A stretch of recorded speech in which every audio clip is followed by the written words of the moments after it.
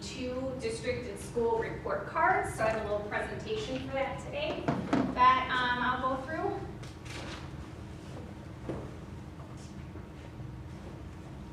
So first, kind of what's new in this year's report cards. They are very similar to last year's. There are no major changes as far as priority areas, scoring, report card rating, cut scores, etc. But there are some design improvements and accessibility and utility for K-8 schools. And they just feel that they are easier to read and interpret from there. Also, what's new that kind of does and could affect Merton in particular is that they have redacted student group data on supplemental pages. So on the public report card only, they redacted information for any cell size groups that were under 20. So you'll see anything that might be between 0 and 19 students. So I'll give you an example, like if you're looking at our ELL population, that's under 19 students. So you will notice on the report card is that it's listed redacted just with a note there. And that differs from last year's report cards in which some students group display in the data had 0 students algebra enrolled, or they just had like like asterisks on it or other things. So now they're just very clear that it is a redacted data set. So that's important to know. Also, I'll just say that school districts actually get 2 report cards, a secure report card and a public report card. The public report card is the one that is available to the public. It's the one that we post and available from DPI. The secure report card does all have this data and information calculated on it, and that's designed for districts' internal use for people like myself and Dr. Russ and some administrators to access to actually look at the full data sets. So we do get that information that's non-redacted available to us, but it's not available for others to see and to view. Another caution I'm just gonna say on these report cards, it's important to know that you know, we still have data that's involved within the pandemic. What's really important is in most cases, 3 years of data is utilized for these report cards. So you'll notice we are back to 2018-2019 data, so pre-pandemic data, and then the 2020-21 year and 21-22 school year for our data averaging. So keep that in mind. We have 1 year pre-pandemic and 2 years post-pandemic and a year in pandemic that is missing that isn't used in calculation. Just to kind of look at, this is what the report card looks like at a glance. You kind of see this in the middle is what the report card itself looks like with the categories. And you can, they do a nice job. This is also posted on our website about identifying all the areas on the report card if that interests you.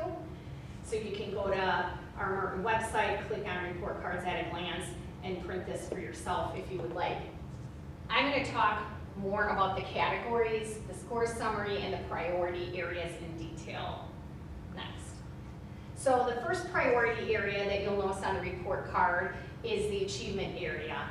And basically this is the easiest one to kind of explain, because what they take is the forward scores on those 3 years of the test that I shared previously into account to calculate that, and they calculate it based off of the WSAS levels, and that's below basic, basic, proficient, and advanced. And student achievement should be very used to that language because that's how our forward score is reported out. That's what they're talking about, the forward data, below basic, basic, proficient, and advanced.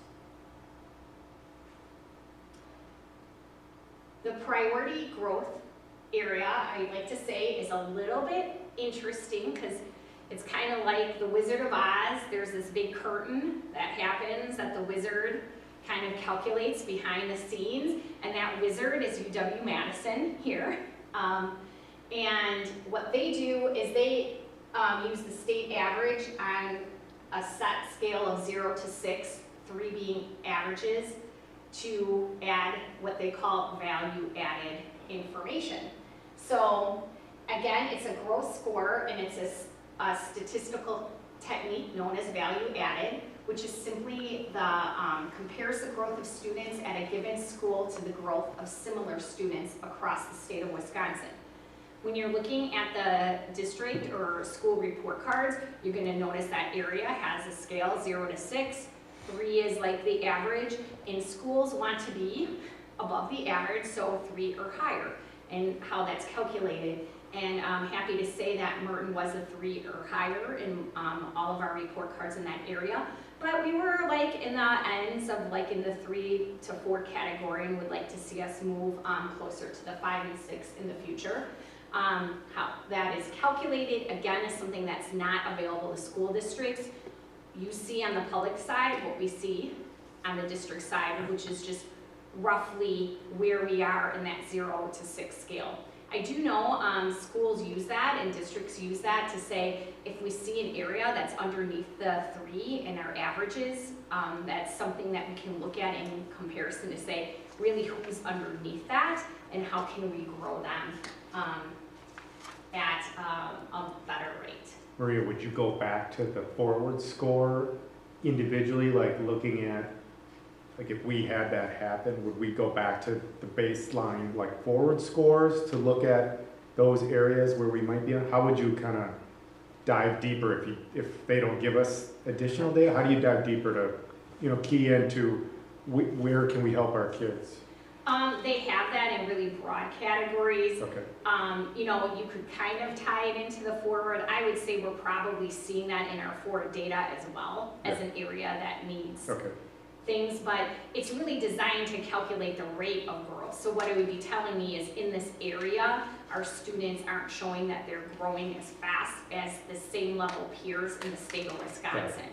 Because that's why UW-Madison calculates it. It takes all of forward data in our state of Wisconsin and says, a typical student, if Merton was placed in another K-8 with typical demographics, how did they grow? And that's how they calculate that. Then we have our priority area called targeted group outcomes.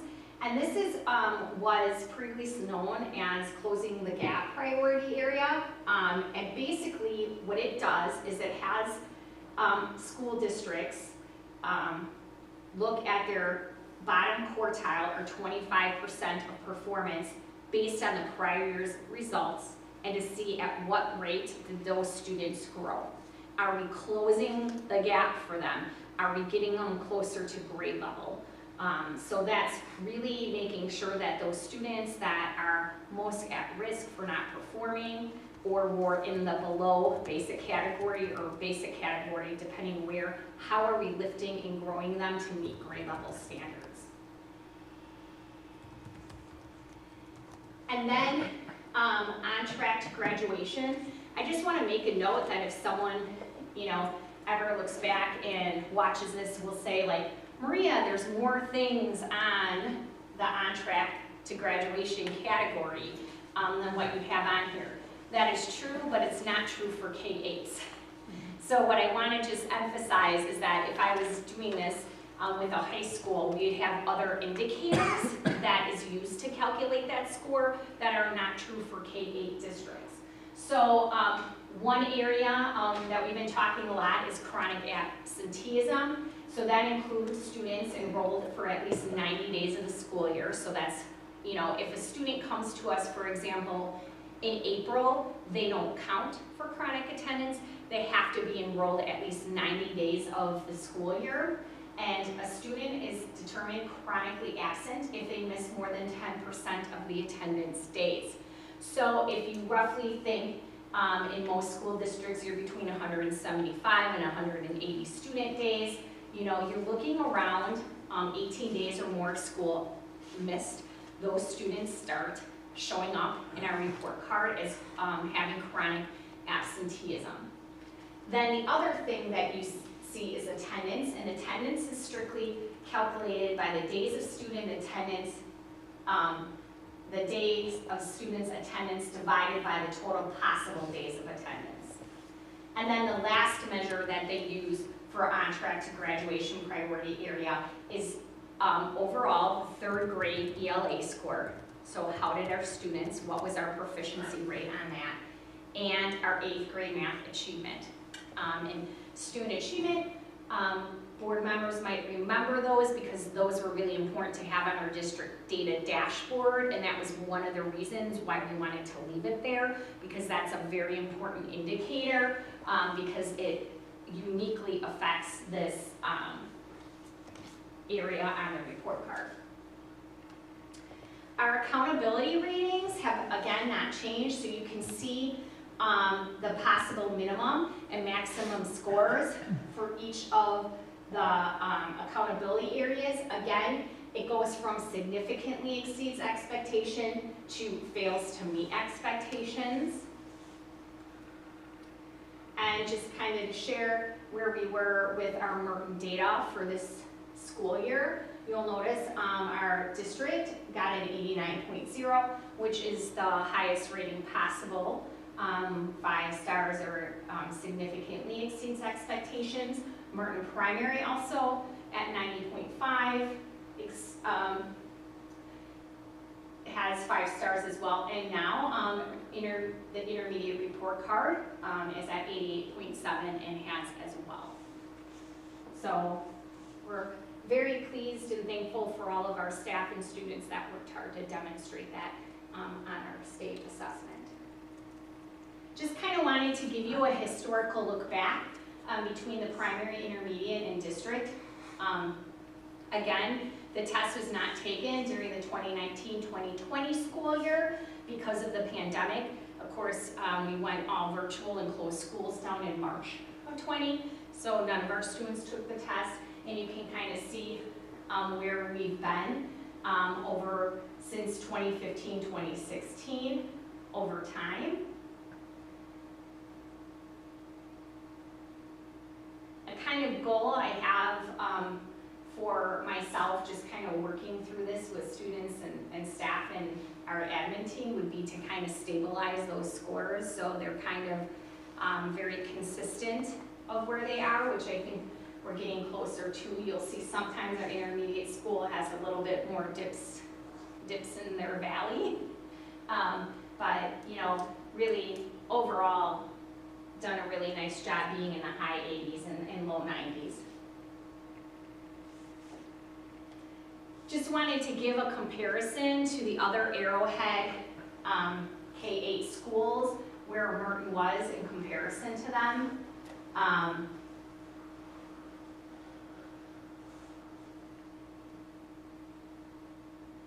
So you'll see all the feeder schools this year significantly exceeded expectations. And Arrowhead's overall report card this year was at 82.3.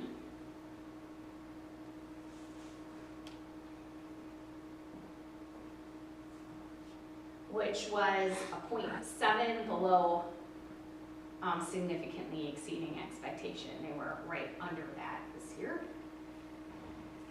And just like we use these same districts when we look at forward data comparables, so I just wanted to give comparison to other benchmark districts.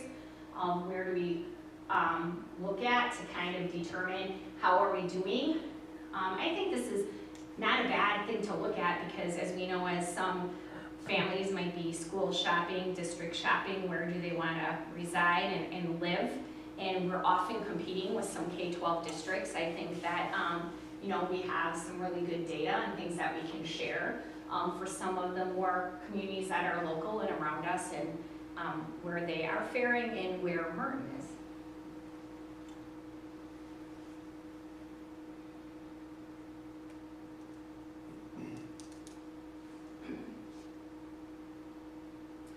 So kind of what are we doing for some next steps now that we kind of have forward data in and our other improvement data?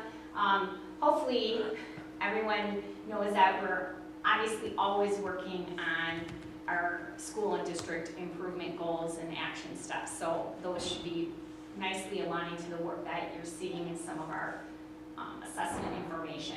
But we did implement a new K-8 universal screener iReady, and we're really working at a more robust MLSS process. That's going to take us a couple years to all put in, but I'm feeling very thankful for our ESSER funds because we were able to put a lot of money into training and resources on the intervention side in that area. And that's really important when you're thinking on the report cards, excuse me, for you know, the closing the achievement gap or the growth indicators, and also for the priority area relating for our bottom quartile. Those are the students that we're working and growing and helping them move. And then of course, if we get good at growing all of our students, it affects that growth area as well. We have dedicated interventionists in reading and mathematics at both buildings this year. Again, some of that's thankful to ESSER funds, so that's awesome. We're really looking for a year's growth or more in a year's time, and that's through some data-informed meetings that our instructional specialists are using when our data is available for our school and student program objectives and outcomes, and again, our MLSS alignment meetings. We continue to add intervention resources and training with ESSER funds. We had 2 people in training today over Orton Gillingham, both a regular support person and a special educator. Going through with that, we have one of our math instructional specialists getting advanced math recovery training beginning this month. So we have a lot of things that we're going to continue to add. And this will probably be on a slide every single year because we're going to continue to train and add tools to our intervention and student support toolbox to make sure that we're ready to meet the most needs that we can for our students. And of course, we're looking at our 6-8 curriculum review process this year and our K-8 mathematics. So that should inform our decision making with not only, you know, what kind of resource we'll have available, but hopefully help to increase some of our future scores in those areas. So are there any questions we have from our board member?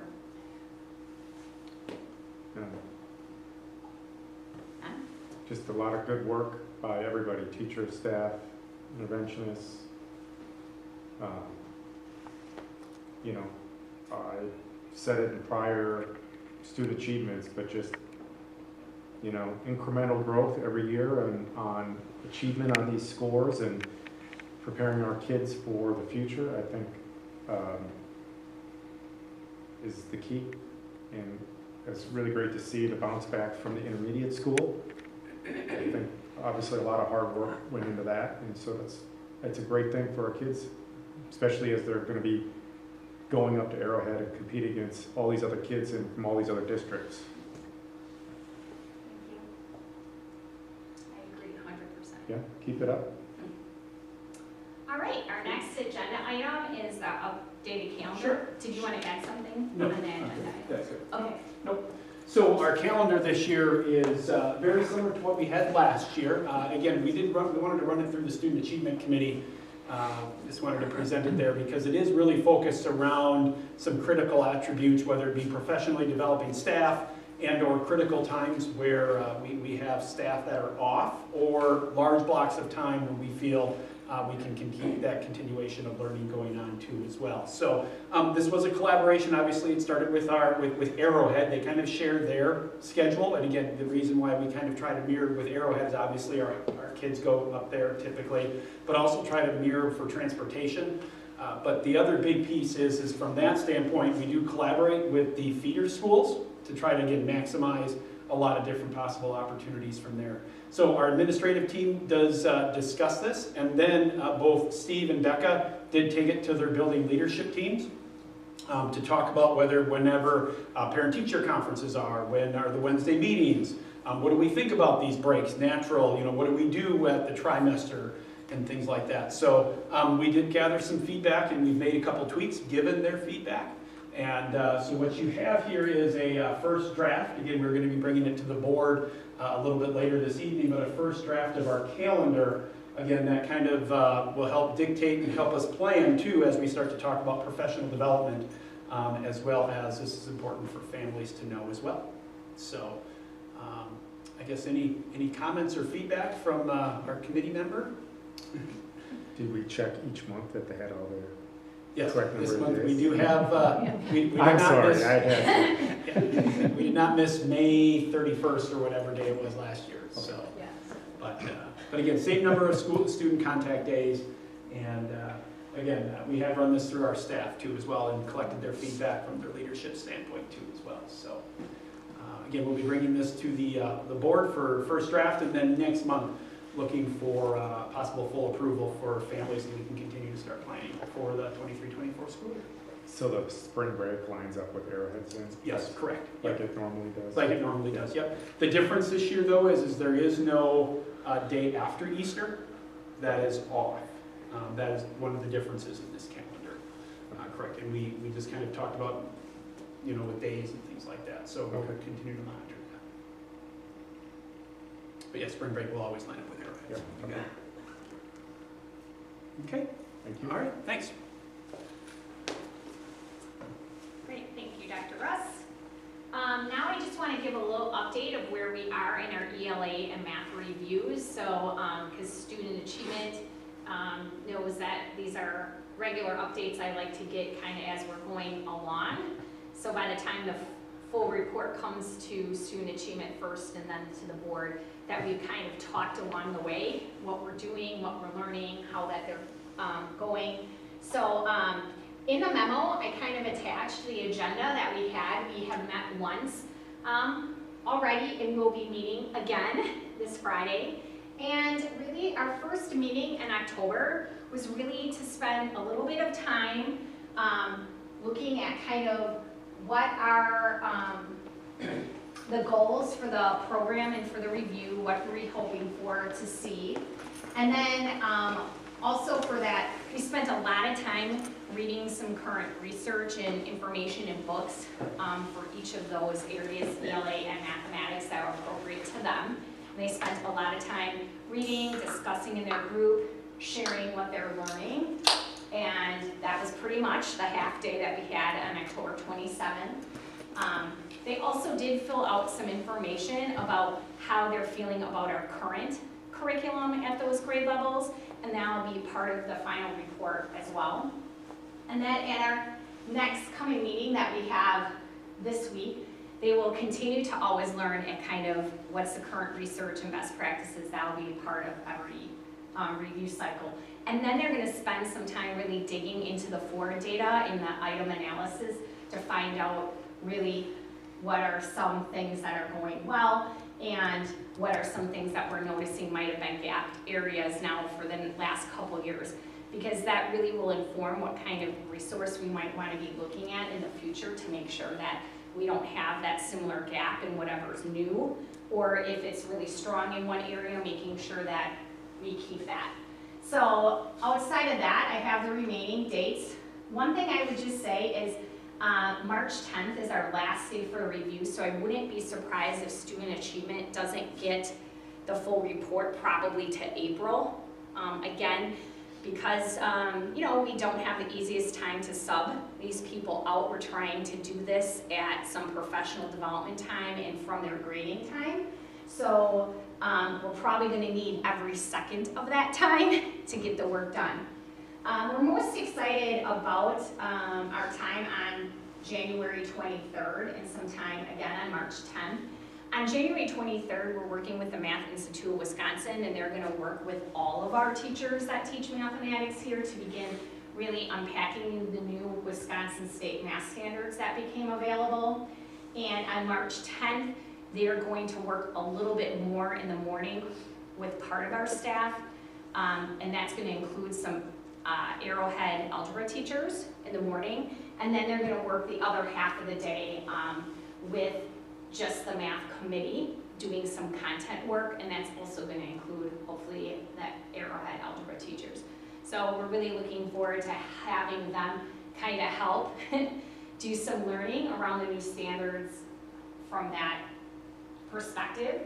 And I had a meeting just with our person, Eric, this morning to talk over all the logistics about the dates and times and what we're hoping to get out of those professional development events. We did send quite a few teachers and Becca to the Math Institute of Wisconsin this summer for 4 days of extended learning, and heard some great feedback from our staff. I was able to go quite a few years in a row to the Institute, and one of our staff members had great things to say about it at our first meeting and said if Maria offered that to anybody again next year, they would be silly not to take it and to go, which is saying something because you have to give up 4 days out of the summer to go do that in math and learn and work together, but it's a pretty cool experience. So that's nice. All of our K4 committee members were able to attend, so all of our representatives had that learning out of the summer, which is really helpful, so they have a better understanding when we're starting to look at resources and products. So that's all kind of for my update on math and ELA. Are there any questions from board members? So as part of this process, are we looking at our existing and other curriculum to then either supplement what we have, change what we have? Is that ultimately the recommendation that's going to come forward in the report? What you will probably see in the report, it's hard for me based off of looking at our data of thinking what we're currently using is meeting our needs. So it wouldn't be a recommendation coming out of that committee for us to kind of stick with what we're doing. So we will. Thought process will be, a change will be. Yes. Forthcoming from the committee. Yes. Okay. Probably on both ends. Okay. And what I mean with that is we use one resource K6, and then we're using a high school algebra book 7, 8, and we'll probably come up with recommendations for everything. Yes. Right. And you may have said this while I was paging through something. How many members on the committee? So if you teach math here at the intermediate school, you're automatically on it because it's what you teach. Yeah. And then we have one grade level representative from from the primary. Okay. Yeah. So approximately 10 staff members, 10 to 11, 12 with 13 with specialists, right around there. Yeah. Okay. Probably around 11, 12. Okay.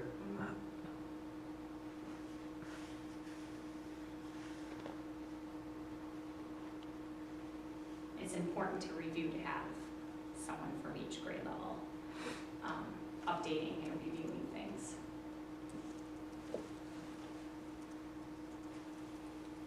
Did you share the information that we collected? You did a survey last year. Oh, the math family survey? Mm-hmm. So every meeting, we're looking at some type of data, so that will be a data set that will be reviewed at the committee and then in the board report as well. Yeah. Good questions. All right. So,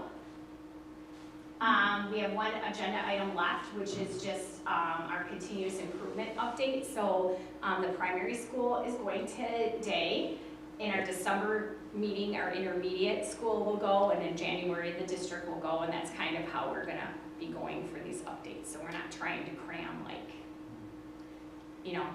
3 things of updates in a small window of time. So I will have, I think on the memo, I kind of explained how that would be going, and then I will turn it over to Becca Stein. Becca, would you like me to have up the SIP? Okay.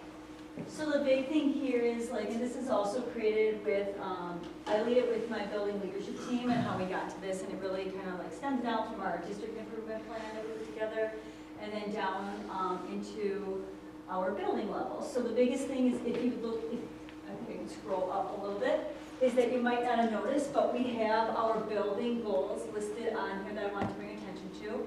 So though we have our district level goals on here, this is how we are measuring it for the last 3 years. We've been working on deciding that, if you looked at the report card, about growth. That's been the biggest thing. How do we ensure a year's growth in a year's time minimum?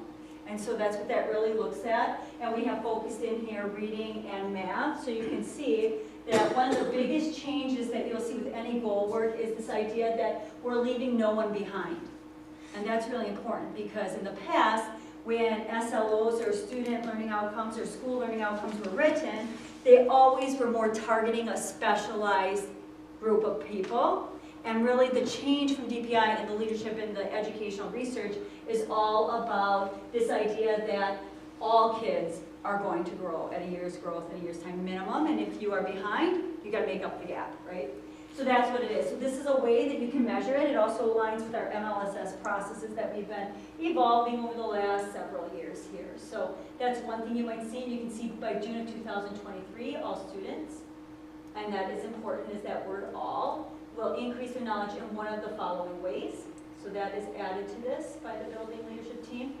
We have been doing this for the last, like I said, couple of years. We have been monitoring it, whether it's with data dives with myself and our instructional specialist, and then keeping to it and more of the BLT's focus. When you look at this, it's the same type of continuous improvement model of where you highlight where you're at. The first one was all about effective teaching in every classroom and what that meant. And you can see that the team here at the primary said we believe that all students can learn and have a right to learn that meets their needs, and they'll plan to have intentional instruction. These were some of the steps that we agreed that we would do. So we're on track, number one, for deep learning with educator effectiveness. That's the Danielson model that we use. And so we rolled that out, Steve and I, before during Summer Academy, during my observations when I go in, this is what I'm utilizing for the feedback. And then also coming up here in December, we'll have another big hit of it, of coming in time about what are really good practices and the supports needed for artifacts that we'll be leading. So we are on schedule for that. You can see here it's by June, by the end of the year. Something that we did, educator effectiveness, create an SPO, so our school or student program outcome. We've done that. They've been approved by me and met with all the staff that are doing that, which is everyone. The one that we identified at the BLT level that we felt like we needed to, like, maybe we are a tad behind, and this actually came up, is really around this idea that we are using, let me double check, I can't see, is that the grade level specific small group, a template they wanted to see in terms of like what we were going to do for small group instruction, what needs to be on the template and what needs to be planned. So that's been our focus, is always small group instruction here, just knowing that we don't want to skip in first grade anything that has to do with word work. We don't want to skip certain elements that sometimes the liberty of teachers take that we know might be missing, or we want to make there was more consistency. So we have done that. I have brought to each of the teams what people have been using. Individuals too have reached out, or I reached out to them after observation and asking, what are you currently using? So I'd say this is probably now, it's December 1st is where it hits, and then we have a meeting on Wednesday this week too. So we will be on level there. Safe and supportive school, safe and supportive and collaborative culture. This is a big one too that we've been looking. You can see that we're committed to asking questions and paraphrasing, working with colleagues, and we want to be open to feedback about the language we use in the discussion that we have. So you can see that here we introduced the plan. We got feedback from everyone that this impacts, which is all staff. At the beginning, we have said that we have done that. Professional learning communities. That's something that we prioritized this last month as a BLT, is to really sit down and create a professional learning template again for when we are having our PLC meetings together. Like, what does that include? And when I'm not there, or if our instructional specialists aren't there, how does that work sustain when we leave? So that's what that is at the beginning steps. That all comes from the Learning by Doing Again, the book that you might be familiar with. And then introduce and give feedback to finalize this structure. We have that. That's going to be rolled out next week on Wednesday. And this is the one that we felt we are definitely behind on, was the student first language.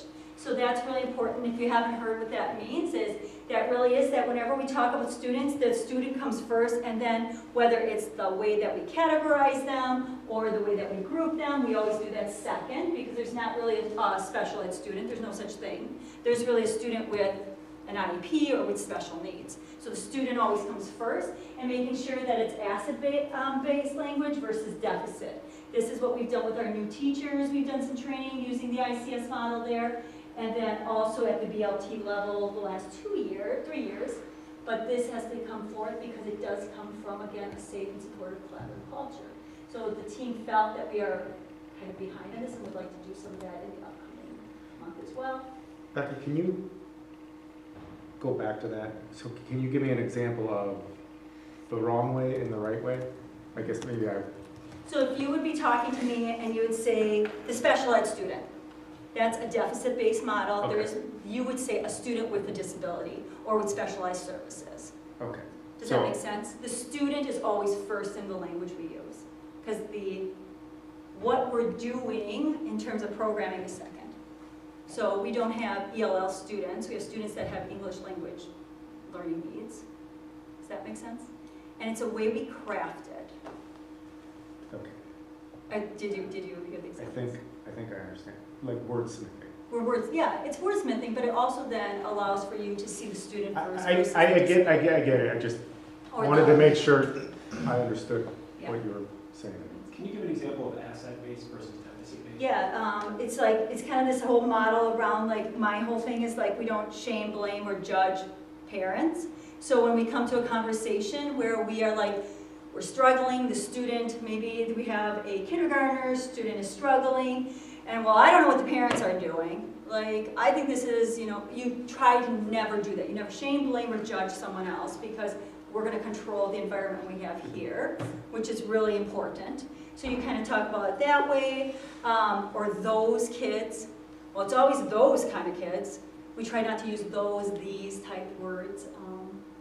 There's lots of examples. You hear them all the time. Once you start hearing them, it's almost like you cannot not hear them. So when people are talking about them, even as adults or even, I don't know, Thanksgiving, when I'm talking with my family, I'm like cringing and trying not to always correct, but there's a reason why it's really important to know that asset-based language really comes in the forefront of making sure that everyone is safe and included. Some of you might have other examples you can share too. That's something that we're working on. I know that as a staff, I've had several colleagues or teachers approach me saying, I'm walking down the hall and I'm hearing some things being said about our kids or parents that we need to work on this. And so that came out at BLT as well, like what they're hearing and what the staff is feeling. Like, how do we create a more positive, welcoming, safe culture when we start seeing things a little differently?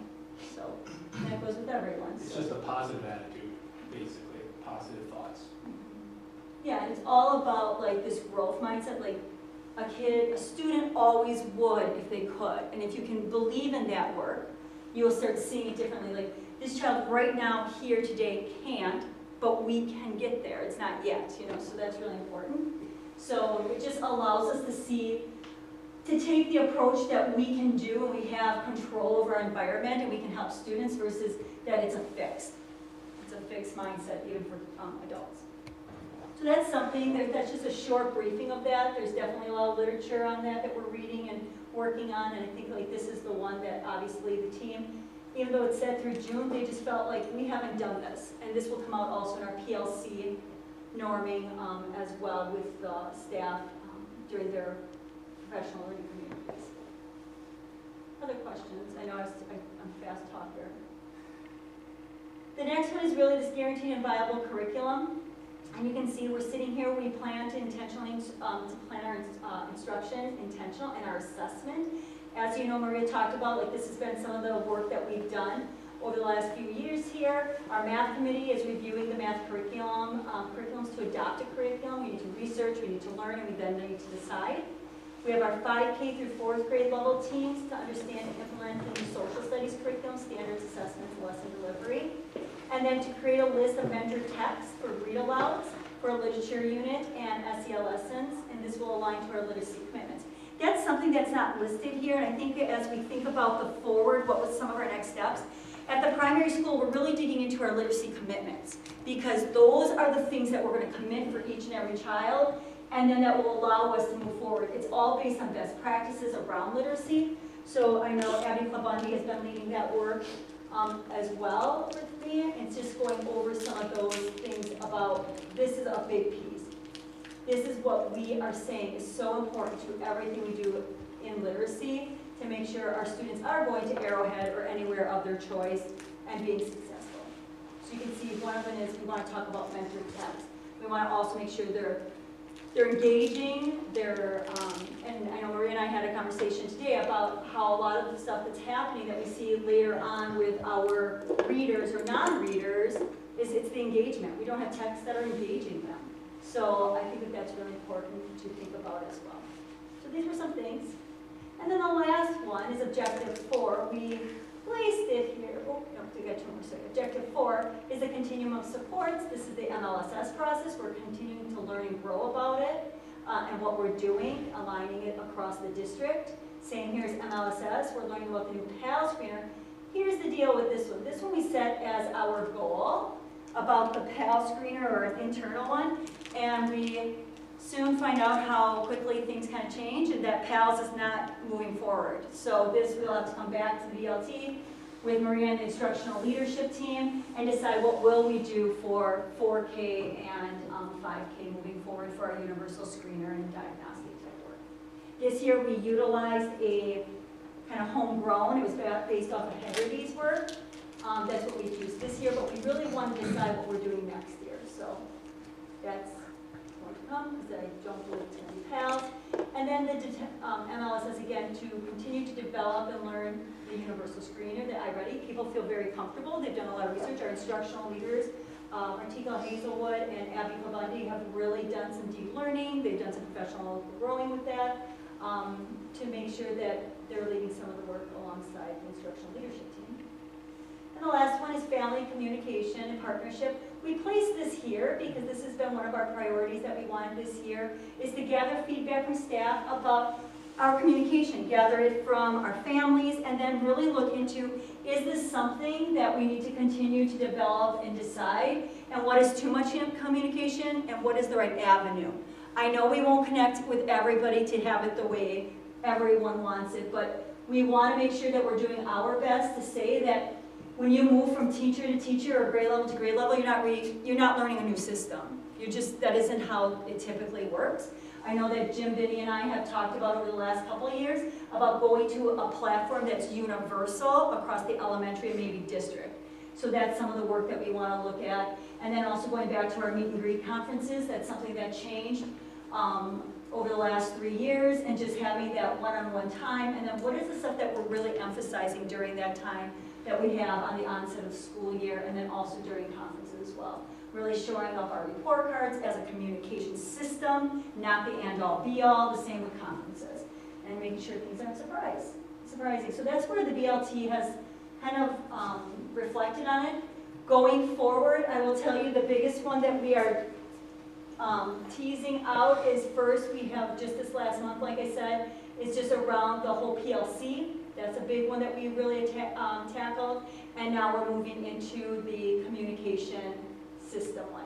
Like, we need to decide who are we and how are we going to survey all families? What are we doing? What were the questions we asked? What about our staff members? What are they currently doing now? Like, all that has to come in so we can make some recommendations and decisions as a leadership team. So that's where this one sits here.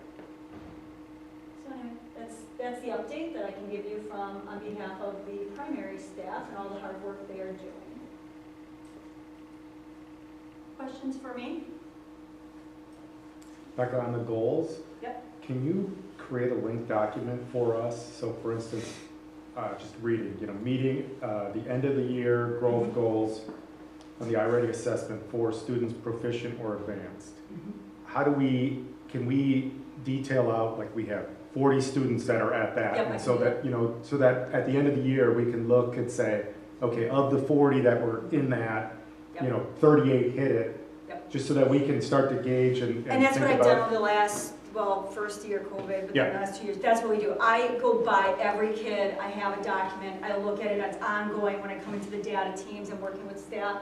But yes, I can make it more generalized as an update here would make more sense. Like, where are we at? Like, how many kids hit it last year for our internal measures, yeah. Yeah, just from a standpoint of Yep. being able to measure these goals. I Yep. think these are great goals, I think, though, but being able to measure those, Yep. or at least conceptually or visualize them for us to be able to say, X% we hit Yep. for them. And just know that when I come up monthly meetings with my BLT team, I do have that data all on a spreadsheet that we are analyzing. We're looking at like, where are we trending? Where is our pitfalls, let's just say? Like, where are we seeing, like, we're not seeing that growth right now, even with our small note.